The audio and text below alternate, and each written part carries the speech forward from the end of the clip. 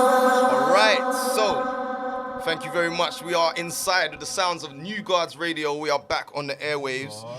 Come on. Where are we? 2 years, but we're back on Mode FM now. I'm saying, our new home. So, first of all, we're going to get inside a little talk about what's been going on recently. I'm sure that everyone's seen that recently, sadly, we lost a few rap soldiers. We lost Takeoff recently. We lost PNB Rock. And, there's also been issues with, people have had legal battles with Gunna and Young Thug, for instance. So my question that I want to be asking the guards today is, do we think that certain forms of rap music or rap music culture in general, do we feel that it can be detrimental to the youth growing up? Do you think it's a detrimental culture in general, or are some types of rap more detrimental than others, or are they just reflecting the society in which the creators are living in? Like, which way round is it? It's kind of like a chicken and egg situation. But what do we think as rappers, musicians ourselves? What do we think? Do we think it has an effect on the young people coming up? Who wants to go first? Who wants to take it? Go on, D. Yeah, I feel like with not just with music, but also like just with entertainment in general, like violence kind of sells. So I feel that that's being exploited. It always has been exploited, but I think nowadays I can see it more. I don't know, it's because obviously I'm growing up and I can kind of look at the bigger picture. But I think, I give UK hip hop for an example, and I don't know whether you disagree or agree, but until people started talking like crud, like people weren't making money. People weren't hearing it, Yeah, so I feel like that's a prime example. Do you know what I mean? If we were talking still like conscious backpacker type shit, I don't feel like we'd be doing the numbers that we're doing right now. And why is that in the though? UK scene? Is that what people want to hear? Exploitation, and people want to hear that. Like in the beginning when I said violence sells, maybe it's the violence part, and that's part of the human kind of, I don't know, that's what we want to see, or maybe there's something more sinister going on. Yeah. Okay. Tommy Biz? I had a similar chat with the social engineer the other day. Good podcaster, man. Ray did an episode. You watched it, yeah. So we were talking about drill. Obviously, is the one that's making all the headlines at the moment. And I think, like Dion's, like Company said, violence sells, man. But we all watch gangster flicks, we all watch Scarface, we all watched all of that. But the difference is there's a disconnect there, because a kid who watches Scarface knows that it's fake. They know that they're an actor. They're called an actor. Whereas someone who's listening to drill, it's a different argument, man, because you can argue that, they're a rapper and they're not really doing it in real life. It's just for the entertainment factor, because it is entertaining. Yeah, it's like I said, we all watch gangster films. We've all listened to gangster rap for ages, but there's no disconnect of whether it's real or not. And that's what younger people who are listening to it probably don't understand. And that's my take on I think that's another thing. It's like, I feel like the kind of perceived authenticity of drill is what makes it so popular, because there's kids out here that are going out and banging off tunes. Do you know what I mean? Like, and going back and forward, and the whole culture is not the whole culture, but there's a lot of tunes and a lot of kind of beefs that are kind of waged on wax, and they take it to the roads, and it goes back and forth. And listen, I'm not even shitting on drill music. I love some drill music. Do you know what I mean? But it's just, and it's something that goes back before drill. I just feel like it's been heightened with the kind of the advent of the internet and social media, and the way like how things travel really fast. Before, back in the day, a rapper would have a rap beef. It'd have to come out. The album would have to come out. We'd have to all hear it on the radio, then buy the CDs and whatever. And then like the beef, by the time the beef comes back around, it's all like a year, 2 years gone. Do you know what I'm saying? Like now, someone drops a tune Friday, and by Monday, someone's done a response. And then by next week, like they've got 2, 3, 4 tunes, and they're going back and forth. So I think that obviously, I don't think the culture itself is the influence, but I do feel like sometimes it doesn't help. It doesn't help if it's exacerbating a problem that's exactly already there. It's exactly that. But yeah, I'd like to hear some more takes on it. Yeah, man. I mean, I feel like it's been. I mean, when I was growing up listening to music, I used to love the USA, type gangster rap as they call it. Yeah. Yeah. I feel like back in the day, it was more the thing where they was telling you a story. Yeah. Yeah. These 100%. days, it's more like how much shocking shit can you say? Yeah, people are actually doing it these days. Like although they was doing it, obviously they was doing it back then. But these days, I feel like more and more of the youths, they ain't understanding what they're listening to. This is my take on it anyway, and they're growing up in a different, you know what I mean, with a different sense, like seeing it the wrong way, incorrectly. I hear that. Ray? Touching off that, what I think, my personal opinion is that there's a disconnect between the streets, the youth, and the music, because the youth directly reflect what they're living and the surroundings that they see around them. And as one you man just mentioned, you watch a movie, you finish the movie, you turn it off, that's done. You listen to your favorite drill track, you might know that artist's cousin, and go out with him sometimes and see their boys on road. So the reality of that music now becomes real, and the back and forth in it, it's like I think some of these youngers haven't lived enough life to understand and value life. Why you're saying certain things, because a death threat literally comes across as a death threat when you say you're going to go to someone's mum's house and shoot it up and all that shit. Even if it's on wax. Because in real life, some shit's going to go down. So I think that they blurred the line between what is that real shit and the entertainment music shit. Because when it gets serious, people get killed and shit. And people lose family members. And it's like, that's what I think is the music itself's not bad. We listened to gangster rap when we were like 12 years old. Now I'm talking about driving by, spraying up everything, this, that, like F this, and all of that shit. But we could this. discern every man here listens to Griselda, right? Yeah, you know what it is. But listen, I'm not. They're not excluded from this conversation. This is not just grime. This is not just Griselda's drill. doing nothing new that hasn't been done before in the thing. They're just doing it with a finesse and reinventing the wheel. They're doing nothing that we've never seen. But they're just doing it in a real good way. Exactly. And we don't listen to Griselda and want to go out and go do. We don't go out there and want to do that. We love the music. I would also argue that Griselda's audience is probably an older audience than what drill is. Yes, it is. What UK drill is. It's not young. There's still old gangbangers out there, dude. Exactly, doing the same There's still shit. man out there with no hairline getting busy. I'm sure Griselda are probably still all on crud as well, bro. But what I'm saying is, like, them man are doing it in the proper entertainment factor of how we used to listen to it. Like, Exactly. it's like I said, same thing the other day. West Side Gun shooting 10 man on one track. All right. You know what I'm saying? So like, with that in mind, is there a difference? Is there a difference? There is a difference when they're real gangs calling each other out, and I think that's become more entertaining, the actual craft of the music, because the bar isn't high for like the lyricism. It's not about being a good rapper in drill. It's about how much shocking shit you can say. So it's become now linked with being the cruddiest guy on the track is being linked with the hardest guy on road. Do you know what I'm saying? So it's actually now becoming synced with what's going on in the streets, which I think isn't a good thing. Definitely. No, I hear that. Keeping it entertainment's probably better, man. Of course, that goes without saying. TikTok. We all know that music's powerful. Yeah. Now, like what you were saying at the beginning, that when the youth watch films, it's visual, innit? It's there. They can see it's fake. But when you're listening to music and you're just sitting there and you're in your own space, you make up your own mind what's happening with that music. The music may be chatting about going in the meadows, and your brain will take you somewhere else. It just depends on the individual how they respond to the music. And I think that the young people, when they listen to that music and then they know their brethren's going out there doing that sort of life, they just think that's how it's supposed to be. It's just like when rap came out in America, those young mans were doing the same thing. It's just that it's over here, it's grime. WA and that. Exactly. So over here, it's the youth. They're getting hold of this music, and it's changing their lives. And they're going out there and they're seeing what they're hearing on the music out there on the road, and then they're just following the same step. I would say though, on that point that you said about when hip hop came out in the US, and it's kind of the same thing.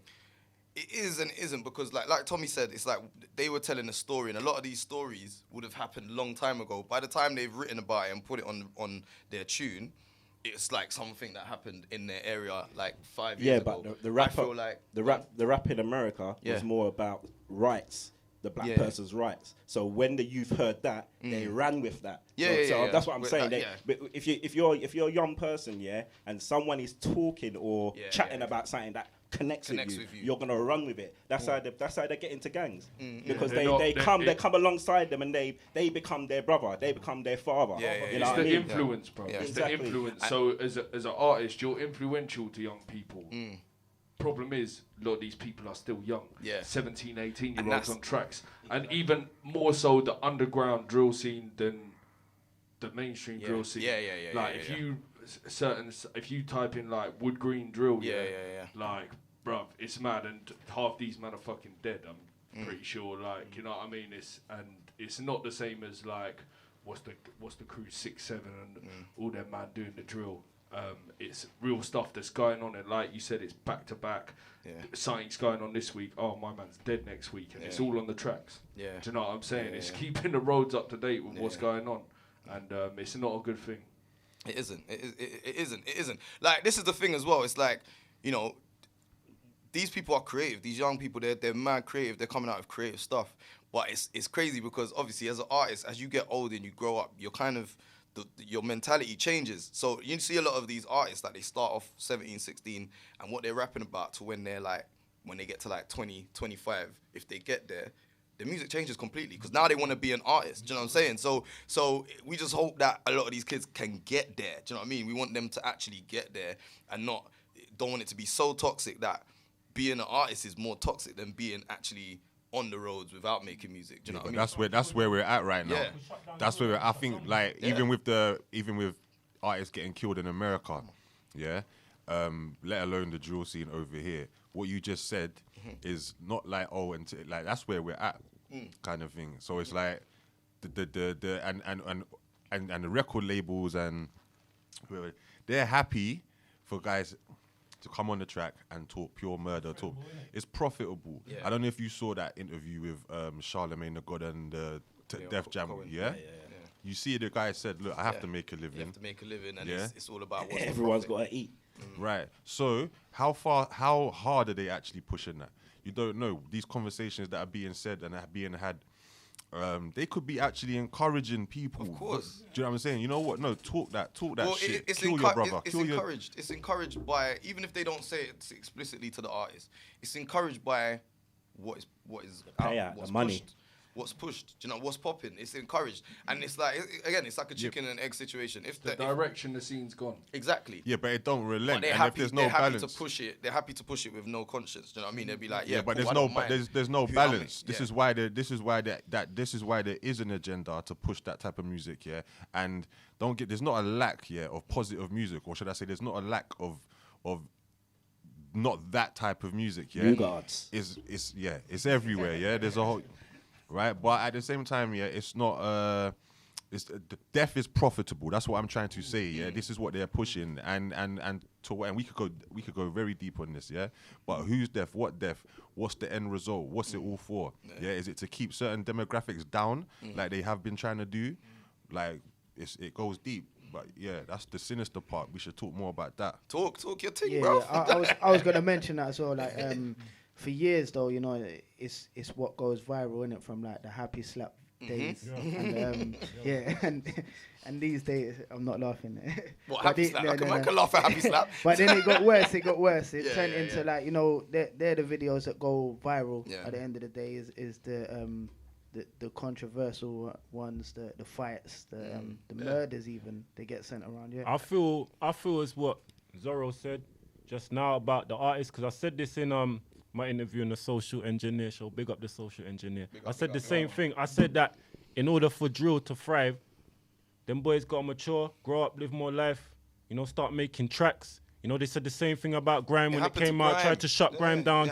Jungle, unfortunately, got shut down. Jungle was the first drummer music to come around where they saw that energy, that anger, that aggression, that, you know, that the power of the youth coming out, and they didn't like it. They were scared. They seen nothing like it. It was happy hardcore before that. My uncle's a jungle pioneer, so I know the timeline, and it was happy hardcore, pills in the field. And then jungle came out, heavy ragga, dubs, jungle shit, drum and bass now, but jungle and the powers that be were really scared of it. And you know what they done in turn? They shut it down. No clubs, no raves going on. And what did they do? They forced it back underground. So I feel with drill that if it doesn't evolve, it will be forced back underground like jungle was, because it scares the powers that be. Yeah, 100%. So what about at One Wheel J? You're the youth here, young cub. Yeah, we got a young person. guardian. Talk your thing. What's perspective? your take on it? Because I know that you and your brothers listen to grime and that. Yeah, yeah. So how does it impact you? When you listen to it, how does it make you feel? Or have you got any examples of what your friends have gone through or something through the music, positive or negative? Like a couple of my boys obviously have fallen like to drill and all of that, and I've been in gangs and stuff. But drill is like, it gives you like energy, if you get what I'm saying. It gives you a adrenaline rush. Yeah. If you get what I'm saying, when you're listening to it, like you can do whatever. But the reality is you can't do anything. Like, you're just listening to music. Yeah. It's just like it has like a certain power over you that can change how you are. Like, I listen to drill sometimes, the next minute I'll be listening to hip hop. Yeah. And like, I know people that listen to K-pop, but then next minute drill. Like it's just whatever mood you're in, really. Exactly. And that's how it should be. Yeah. But go on. But yeah, that's what I've got to say, really. Come on, from the mouths of babes. Yeah, from the youth, man. From the youth. Exactly. So, with what you're saying there, what I got is that because you don't just listen to drill or to grime. You mix up your music, and you don't just listen to the. But he doesn't take it seriously. Yeah, he don't take it seriously. He doesn't take it seriously, and that's where we need to, like. All of us growing up here, we listened to some crud growing up when it came to rap music. It never made us go outside and start chefing up people. Do you know what I mean? It was just like you I love MOP, man. They were shooting up everybody, man. I love that. It made you get hyped, but it never made you do a madness. Yeah, I was dry. Yeah. Go on. But the thing is, people are listening to it, not realizing that it's actually happening. Yeah. Like, people are really like dying for real from like backlash of what they've said or dissed someone or something. Yeah. But that's what they don't realize. They're listening to it and saying all the bars and stuff, not knowing what they're saying or the consequences of what you're saying. Like, you could be saying something like, "Oh, F this gang," or "F that gang," but when you say it in the wrong place at the wrong time, then you could be the next victim, if you get what I'm saying. That's it. Like, you have to be careful, innit? Definitely. And on that note, shouts to Jay, man. Big up for talking. Come on. One Will Jay. Check all it that out. wisdom. Like, what, 16 years old? All that wisdom in that brain. Do you know what I'm saying? So, listen, at the end of the day, we love some drill music. We really want to just see the genre thrive and mature and blossom in the way that other forms of rap music have. Yeah? Like boom bap, we like want grime, young people to like, be able to make their money off the roads from other things. And live. It's the best no one way ain't to hating live. on that. We just want them to live, innit? Just want the youths to live. But yes, all right. That wraps it up. That wraps up our discussion for our first show back. We're going to move inside the sounds of the new Guardz playlist once again. And when we come back after that, we've got Tommy Biz. We've got Tommy Biz. We'll be interviewing Tommy Biz about his latest project, his first project, the Immaculate Perception. But yeah. Okay, so inside the sounds of Mode FM, that's the new Guardz radio show, new Guardz radio playlist. Go and check that out on Spotify right now on the Mode FM Spotify playlist. All of that jazz, you know what I'm talking about. I don't even need to explain it. But yes, now we're moving inside the sounds of Tommy Biz. Tommy Biz, make some noise for Tommy Biz inside. We're gonna act like he's not even. We're gonna act like he's not even a guard. We're gonna treat him like royalty today. We're gonna treat him like royalty because he is royalty. He's a royal King Tom. Do you know what I mean? So, Tommy Biz, Thomas. What's happening? Don't Thomas me, bro. Sorry, bro. Sorry. You know the coup, bro. I know he hates that shit. He doesn't like the Thomas. Even though your boy's called Thomas as well. I'm saying he doesn't like the governmentals. All right. Whatever you say. Proud of that shit. Listen, like Thomas, that was my first favorite name because of the tank engine. Come on. You know what I mean? It's not. Not anyway. From Tom and Jerry. Tom and Jerry was hard. But yeah, all right. So the first thing I'm going to say to you is, now a lot of us for many years, and other people around the UK rap and grime scene will know you as a videographer. Yes, indeed. So I know you from your video work. So what was your journey from doing that to making this album to like your journey into hip hop as an artist? Probably you guys know as good as everyone that I've always rapped, bruv. You know, I've been heavily into rap from since before I can remember. But yeah, man, I never really took it seriously. I always just rapped and had fun with it. I took it seriously at one point in uni, but I definitely wasn't good then. And then, you know, as I sort of creeped into the scene like a tarantula, you know, I just started writing more and more and more. And then, obviously, I've got a good producer to work with. That's my brother, Louis B. So when it come to lockdown, we said, you know what, we're going to make an album and just do this thing properly, bro, because it's been a long time coming, man. I got to a level where I know I'm good enough to put music out. And, of course. And it pops. So yeah. Well, on that, you said about making, obviously, for those that don't know, Immaculate Perception is Tommy Biz joint album with his brother, Louis B. Yeah. Lots of you will know. Bad boy, grand producer. Yeah, he stepped out of his comfort zone and jumped. Well, it's not even out of his comfort zone. He knows he's always made some sick hip-hop instrumentals. But to put it out there, you know what I'm saying? He's showed his range with this project. But he's not done a project like that right, before. Okay. He's made hip hop beats, but you know what? Like, it was a challenge. Yeah. It was a challenge. Yeah. Let's not say it weren't. It was a challenge, Fair. and we done it, bro. Like, You done the thing. So what was the dynamic like being like working with your brother? Was there like sibling rivalry and beef? Like, nah, was there any of that? Easy, bro. Nah? We're sitting, Take it back to the living and room. because it was lockdown as well, it was just, you know, we're sitting in studio all the time in the world, and you know, making the beats that were fire, bruv, and he'd fling me beats. I'm sitting in the studio with him while he's making them a lot of the time, and then I'll write to them and we record it, and we came up with a lot of tracks, and it got funneled down to 18 tracks that sort of come. How many did together, you make in like total? Probably 23. 23. I think there's probably 4 or 5 tracks that didn't end up making it onto the project. Amongst the 23, come to the mic. Come to the mic. Amongst the 23, with your actual process to making an album, did you sit with your brother and just like, you know, I know he's a producer and you don't really need to like dictate or direct, but did you give him a sonic direction with the album? Like, I need a beat that's like this because I've got this bar or... Bro, funny enough, yeah, I did. One of them was off one of your albums with Java, Speak of the Devil, which is one of my favourite albums you've done. You know, bruv, you've got so many albums that I love, but I can't remember the name of the track, but The Decline is based on one of Java's beats. So shout to Java, man. Shouts to Java, man. Big up Java, and that's actually one of my favourite tracks, The Decline and Fragmented Memories. And, thank you, brother. And a couple more. Fragmented is... Come on, man. It's hard. Okay, so is there a central theme around the project then? So like, expand. Not really, bruv. I just wanted to make an album, and I wanted to, it grew organically. I just had to say what I had to say on each different beat. Shit to say. And it weren't like I was saying, Louis, make a beat like this so I can say this. I'd say I want a beat like this, or he'd come with something, and then, you know, what I write.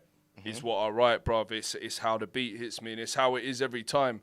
Do you know what? It's slightly harder to do it when you got a blank page, because when we're doing a Guardz track or something, we've picked what we're talking about, or you know what I mean? Like that's when it's easy, when it's a Guardz track.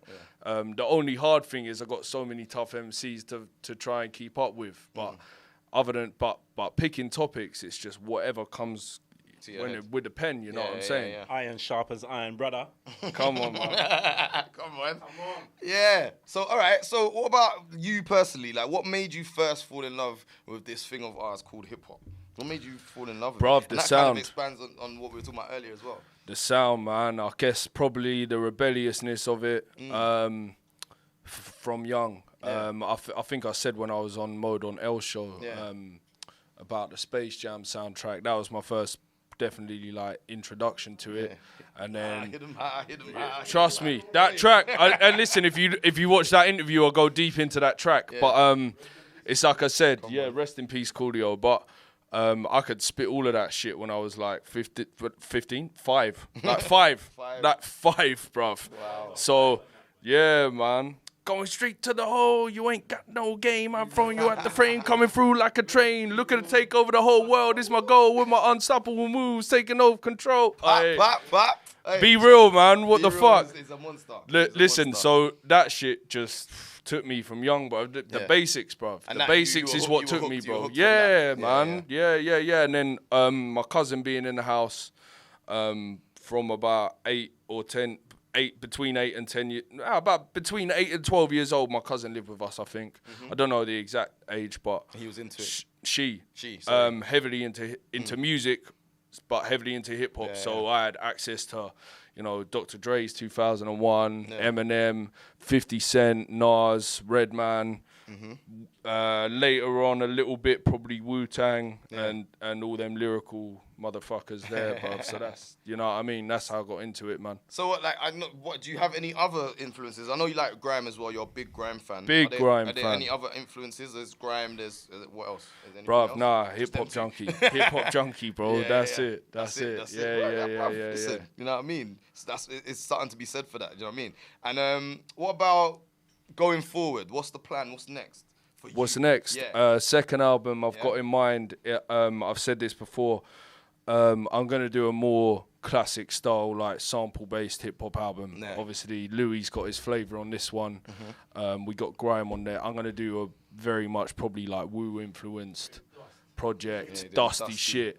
I got people in mind, but I'm not going to talk on that yet. Who I'm going to work with, and it's going to be a proper hardcore, old school style, Wu-influenced fucking hip hop album. You look forward to that. Yeah.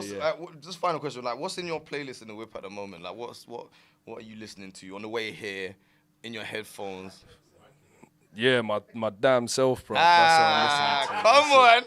That's it. That's it. And do you know what? Tribe as well, bro. Tribe, bro. Tribe. That's always. Tribe. Do you know what? Obviously, I listen to the modern stuff that I'm listening to is a lot of Griselda, man. Like them, man. Fucking the way they put words together is crazy. But I listen to old shit. I listen to Jay-Z. I listen to Nas. I listen to Redman all day, every day. You know what I'm saying? That's my shit, bro. It's like I said, like hip hop is what I'm into, man. Yeah. You know what I mean? I hear that. All right. So, don't forget. Tell them your socials. Tell them your handles, just in case they don't know. They have to just Google Tommy L&G on Instagram. Big Tommy Biz on Twitter. Yeah. Tommy Biz on, bruv. You can find Google me, man. This guy. Everything except TikTok. Yeah. It's another conversation. But all right. So it's time for you to do some tunes. Yeah, man. Hit me. It's time for you to do some tunes. What do you want to hit us with first? So the intro to the album, which is called Change My Ways, man. We're going to go with that. With cuts from Jabba the Cut. Shouts to my man still. Okay, so this is Tommy Biz. Change My Ways. Is this up? Can we get straight into this? All right, so Change My Ways. Let's go. Tommy Biz.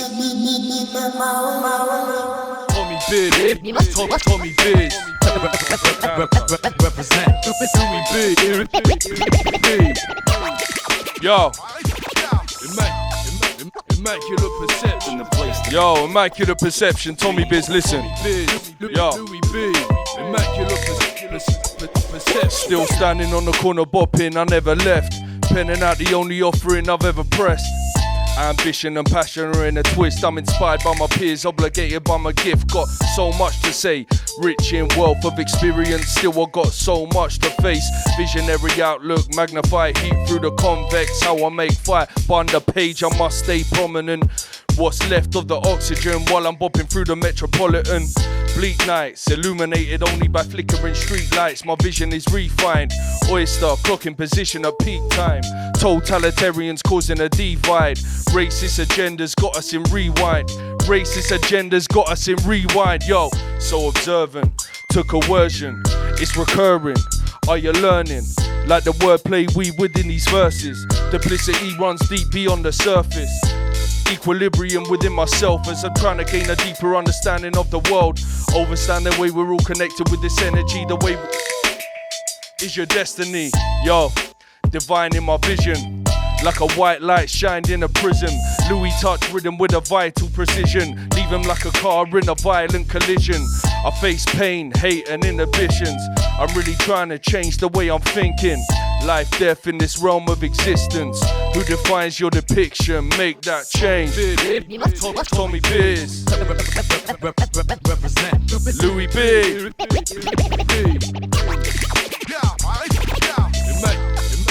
Immaculate perception. The place to be. Tommy Biz, Louis B. Yo, immaculate perception. We're gonna go straight from there into Campfire Whispers, man. Let me get a sip of the old lager.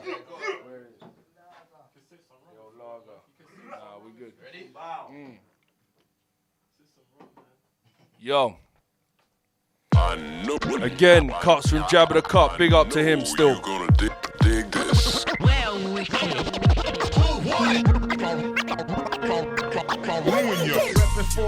Let's get a little bit of volume on that, man. Made in England, let the madness begin. Yo, I'm taking over. Now that could be reality. Reality.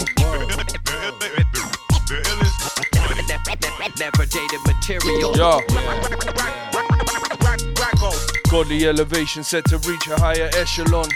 The second golden era, this the renaissance.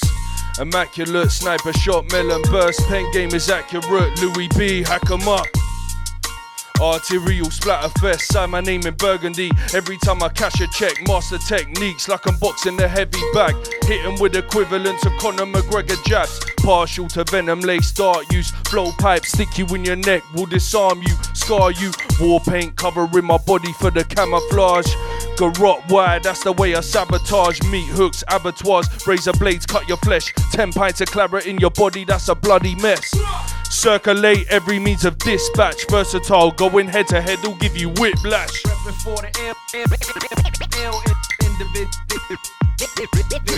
Made in England, let the madness begin. Yo, I'm taking over. That could be reality.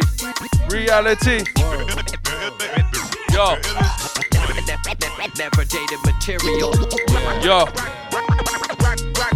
Tales of the massacres, campfire whispers, shadowy figure wielding katanas in the distance, known across the map, words spreading like coronavirus. Only difference is I'm deadlier, they never overhype it. Propeller bombs leveling your whole team. James Bond, oil slick, smoke screens.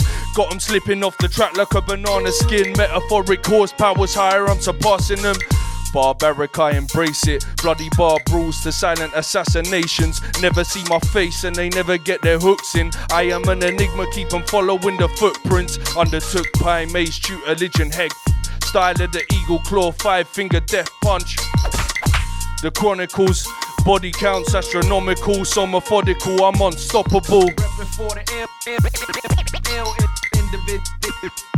Individual, made in England, let the madness begin. Yo, I'm taking over. Now that could be reality. Reality. Never dated material. Rago. Man like Tommy Biz, make some noise for Tommy Biz inside. So yeah, our final segment of the night. We have got one more guard in the house. He goes by the name of Ray Vendetta, yes, the people, billion bar mind. Yes, people. Make some noise for Ray Vendetta, please.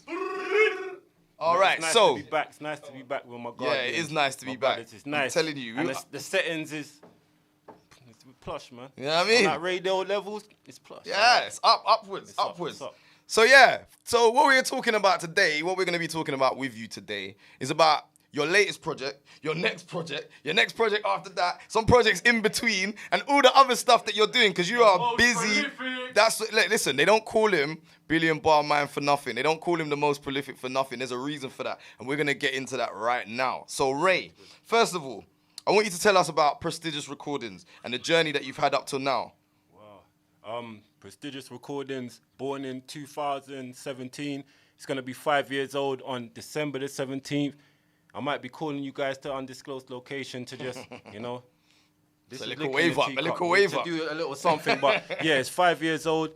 To cut a long story short, born out of frustration and, industry people talking blah, blah, doo-doo, rubbish shit to us, you know, giving you the fake dreams and I could get you to Motown, yeah, and all that stuff Sergio, there, all of that. Sergio. I got frustrated and tired, and I thought I've been in the scene since 2011, releasing digital stuff that people can pick up digitally, and not really thinking about my longevity as an artist or where I plan to go with this, but I'm just loving being in the moment, because I came in a flurry. Guess who's coming to dinner? I was eating your pots, yes. Scraping the rice out, kick you out the kitchen shit.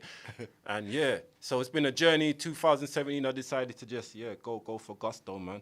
Forget 9 to 5s, do what you're good at, do what you love, and you wake up and you breathe and you eat, sleep and shitted since you've been, pardon me if there's no swears, since you've been a pickney youth. So yeah, prestigious. That's what it's born out about. of that. Okay. And for me and everyone else around me, man, my brothers, the brotherhood, everyone there that was just ridiculously talented and not really directing it nowhere, man. They had no sniper scope on the rifle yet.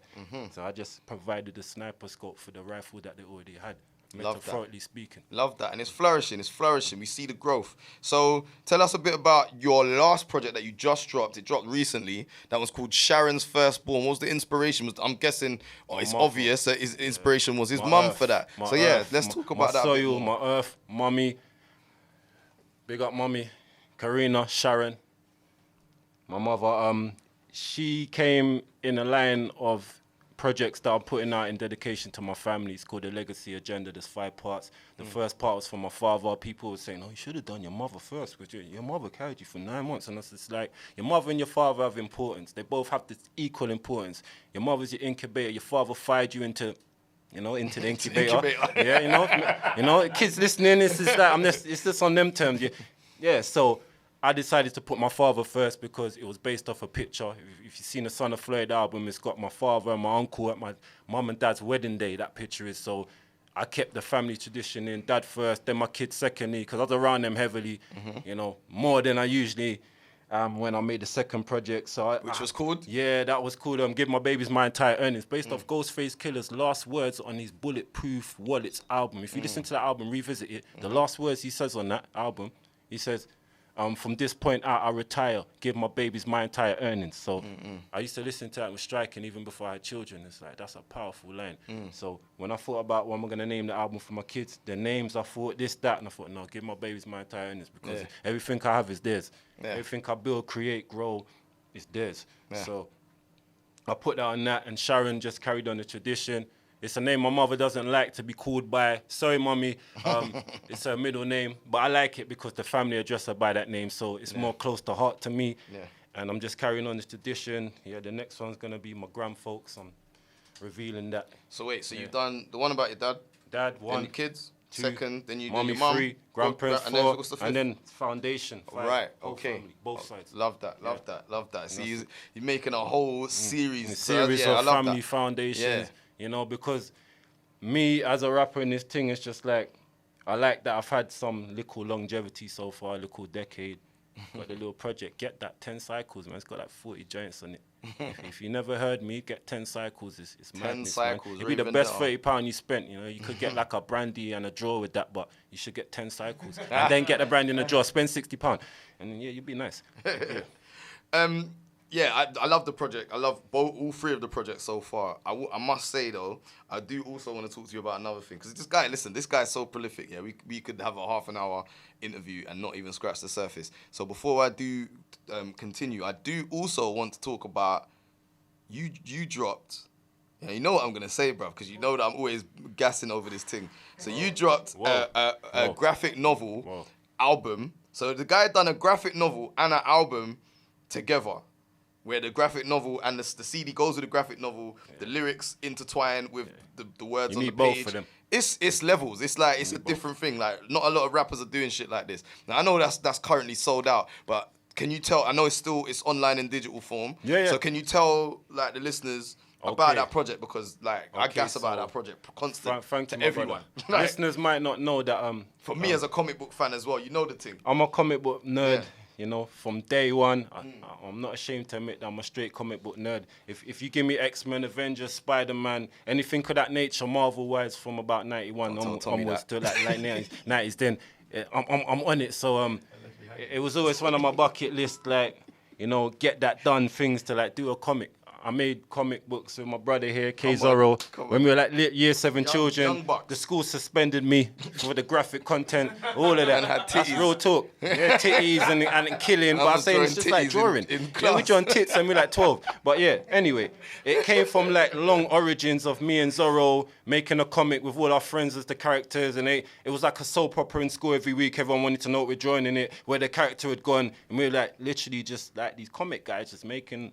So it was my lifelong ambition to just put out a comic, you know, in ode to my favorite artists, illustrators that I read, and just they took me away with the images. And my thing was to incorporate hip hop into it. I've seen the artists do that over the years. Wu-Tang had a comic, a little series. Certain artists put out an album, it's got like comic work inspiration. But my thing was to just like, you know, and no disrespect, just like kill that shit. So I made a graphic novel where when you read it, you put in the CD at the same time, it's the exact words that you're reading. Every frame per frame, when you put in the music, you get into an experience and it just takes you away.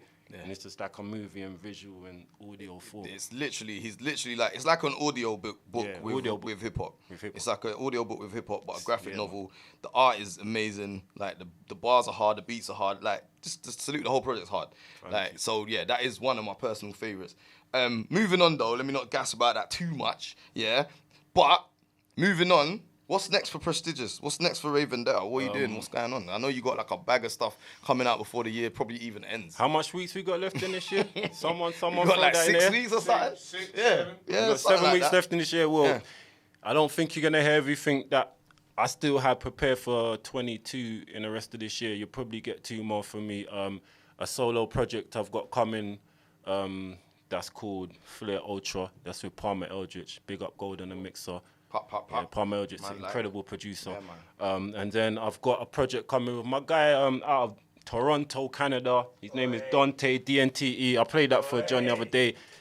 That's coming as well. We've been making that for about 6-7 months back and forth. You know the beautiful thing about the internet and social media, when you connect with someone and you're both on a level, you can just throw shit back and forth. We've been doing that for a few X amount of months. We got a project there. It's coming. It's called Audio Ammo Lords, and we've given ourselves a title we call The Gifted.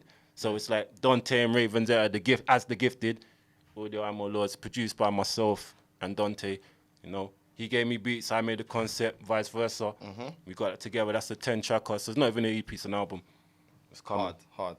And then there's more. There's more. There's so much project, more solo shit. Yeah. More artists. Hench, big up Hench. Big up Hench. The Beat Sorcerer. I've got a completely self-produced project with him coming, as well as my cousin Panther, Big Up Panther, self-produced project coming. Big up Big Cuz, self-produced project coming. Yeah. And a few of you man even in the rooms got bits and pieces. So I'm looking to sit back on production and pushing, you know, the imprint further on 22 without the focus being Ray. Because Ray established it, innit? Yeah. And now it's for everyone to run through. Big up Gotti. I got something going with my little cousin, Panther's little brother. He came, dropped some steam on something, so there's a lot of shit popping and cracking. Yeah, man. Love that. All right. So what we're going to do now is we'll play some music. But before we do that, just give them your handles. I'm sure everyone knows who you are. We've been gassing it. But just tell them who you are. It's Ray Vendetta across Instagram, Twitter, Facebook. You might have to put an underscore between the Ray and Vendetta, but that's what it is. Prestigious Recordings. If you tap that into the same things, you should get it up. It's blackened out. It's a chest piece with the vinyl. You see that everywhere and everywhere. Not on TikTok, like Brother Tommy says. Not on Snapchat, not snapping, I'm rapping. So yeah, cool. All right, before we get into the tune, we might as well close out the show now because this has been our first show back on the airways for 2 years. People don't understand how much of a big deal that is to us. COVID kind of shut us down. You know, COVID shut us down. We were trying to we were plotting our next, where we were gonna make our next home for our next show, and we've landed here. We've landed on Mode, and it's a beautiful thing. So Mode listeners, please get used to us. We're here every month, every second Monday of the month. Going forward. Tune in and tell your people. Exactly. So there's only one thing left to say. Guardz up. All right, let's get inside the sounds of Ray Vendetta.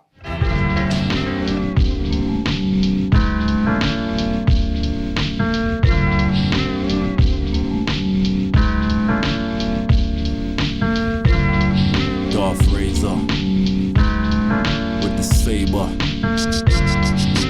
You couldn't fuck with it.